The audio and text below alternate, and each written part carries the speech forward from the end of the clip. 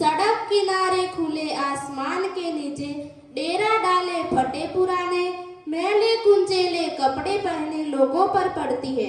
अनायास ही स्वामी जी के कदम उनकी ओर बढ़ जाते हैं।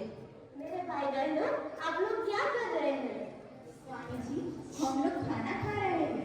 लेकिन ये रोटियां तो बहुत कड़वा और बासी है। क्या आप लोग इसे बिना सब्जी के ही खा रहे हैं?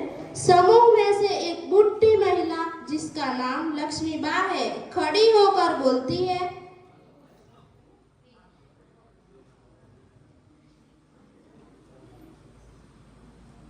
क्या करें स्वामी जी, हम लोग रोज यूं ही रूखा सूखा खाकर रात दिन मजदूरी कर खुले आसमान के नीचे अपना जीवन यापन करते हैं। आप ही बताइए हम क्या करें? रात भर मच्छर काटते हैं। पिछले सप्ताह ही 2 लोगों ने इसी फुटपाथ पर अपना दम तोड़ दिया। बच्चे डर से कराते हैं। गंदा पानी पीने से बच्चे पीलिया के शिकार हो रहे हैं। अच्छे स्वास्थ्य की बात तो दूर, हमें तो 2 वक्त की रोटी भी नसीब नहीं हो पाती। माँ भारती की गोद में खेलते खेलते आज एक युवा सन्यासी बना हूँ। माँ भारती के लाला धूप से दिखलाए मैं चैन की बांसुरी बजाऊं, यह कदापि संभव नहीं है। हे माँ भारती, मैं क्या करूं? मद्रास की इस पावन धरती पर आज मैं अपने हृदय की पीड़ा व्यक्त कर रहा हूँ। देश में व्याप्त धनी और निर्धन की खाई देखकर मैं टूट सा गया हूँ। हे माँ, मुझे शक्ति प्रदान कीजिए। हिंदुस्तान में भ्रमण करते करते स्वामी जी को शिकागो में आयोजित होने वाले विश्व धर्म सम्मेलन के बारे में पता चलता है।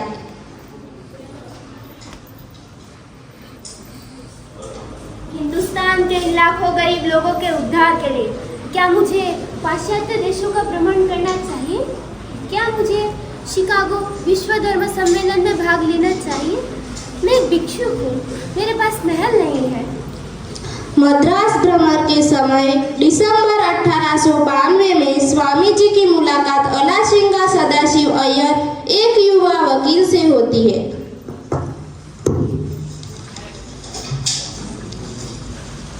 स्वामी जी प्रणाम, मैं थियोसॉफिकल सोसाइटी का सदस्य हूँ। मेरा नाम अलासिंगा है। मैं पेशे से एक वकील हूँ। मुझे मद्रास में आपका व्याख्यान सुनने का सौभाग्य प्राप्त हुआ। भारत के आध्यात्मिक वैभव को पुनर्जीवित करने की आपकी प्रबल इच्छा से मैं अत्यंत प्रसन्न हूँ।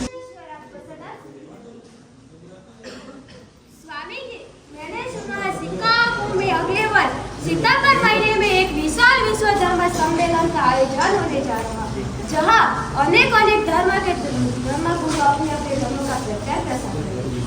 आप भी हमारे प्रतिनिधित्व के रूप में इस सम्मेलन में अवश्य भाग लें। मैं तो मात्र एक साधु हूँ, इतने महान सम्मेलन में भाग लेने के योग्य नहीं। आप अवश्य इस सम्मेलन का हिस्सा बने। विश्व धर्म सम्मेलन में आप सनातन धर्म का प्रतिनिधित्व करें। भारत की ज्ञान परंपरा के लिए उससे श्रेष्ठ मंच और कोई नहीं सकता। आप क्यों नहीं समझते स्वामी जी? मित्र, मैं आपको पुनः अनुरोध करता हूँ, मुझे कौन सुनना चाहेगा?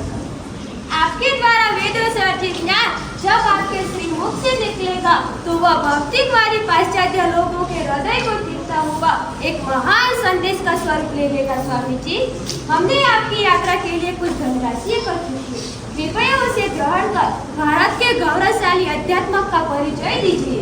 यदि आप चाहते हैं तो मैं अवश्य जाऊंगा और भारत के गौरवशाली इतिहास को विश्व पटल पर अवश्य रेखांकित करूंगा। 31 मई 1893 को स्वामी विवेकानंद जहाज से शिकागो में आयोजित होने वाले विश्व धर्म सम्मेलन में भाग लेने के लिए रवाना हुए। जापान, चीन और कनाडा होते हुए अंततः वे 30 जुलाई 1893 को शिकागो पहुंचे, जहां सितंबर 1893 में विश्व धर्म सम्मेलन का आयोजन होना था। शिकागो पहुंचते ही उनकी भेंट श्रीमती जॉर्ज डब्ल्यू हेल से हुई। शिकागो पहुंचते ही स्वामी जी की मुलाकात मिस जॉर्ज डब्ल्यू हेल से हुई। आप कौन हैं? कहाँ से आए हैं और यहाँ शिकागो में क्यों आए? माता, मेरा नाम विवेकानंद है। मैं एक भिक्षुक हूँ। मैं यहाँ शिकागो विश्व धर्म सम्मेलन में भाग लेने आया हूँ। भैया, आप काफी थके और भूखे प्रतीत होते हैं। हाँ माता, मुझे कुछ खाने को दीजिए और मैं यहाँ थोड़ा विश्राम कर लेगा। यहाँ नहीं, आप मेरे साथ मेरे घर चलिए, जहाँ पेट भोजन और आराम भी कर लेना।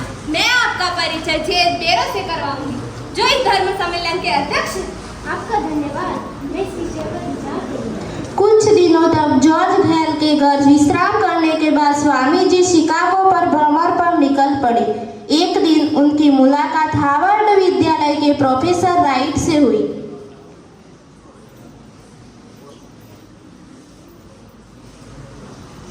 Aha, Swami Vivekananda, I have heard a lot of you about your spiritual insights. Welcome to Harvard. Sir, I'm just a humble monk from India. This much honor was beyond my expectations. To speak of Vedanta and universal harmony, we need this voice at the parliament. You are very kind, Professor. But how can I, a poor sannyasi, address the parliament? No, Swami, no. The words of Vedas are ingrained in you. Why don't you try to understand your strength? Your voice, emanating from your pure heart, will exude like nectar through your lips, ready to deep into the psyche of humanity community. But, Professor, I like trending times. I am unknown here. Leave it to me. You are going to be our star speaker. What is your topic? I will speak on the Hindu contribution to universal harmony, the universality of religion. Magnificent. I will personally escort you to the parliament. You are so On September 11, 1893, Professor Wright introduces Vivekananda at the Parliament. Ladies and gentlemen, now I present Swami Vivekananda, the representative of Hinduism and the Vedanta philosophy. sisters and brothers of America. It fills my heart with a joy, I speak with love, in response to the warm and cordial welcome which you have given us. I thank in the name of most ancient order of monks in the world.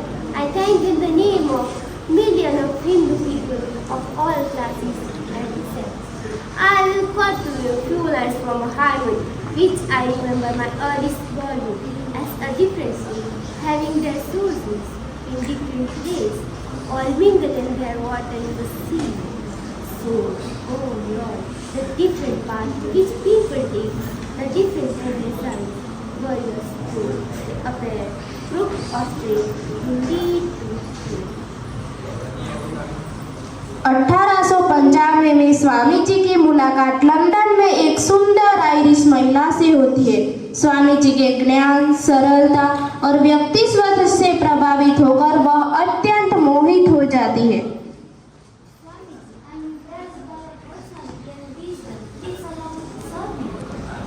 Good sister, my service is the service of humanity.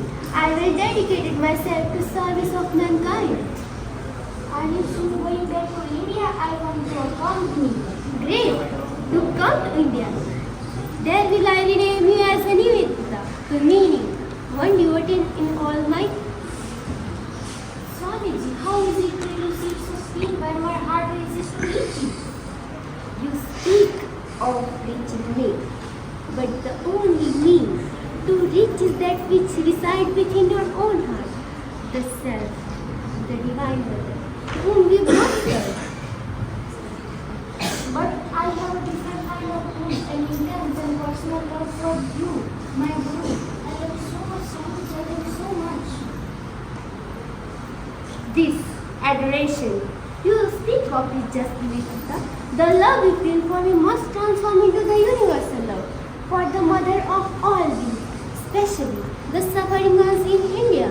I have taken the path of sannyasi, Nivedita, the absolute renunciation of the personal self, of marriage, of whom your part too is on a brahmacharya, my spiritual brother.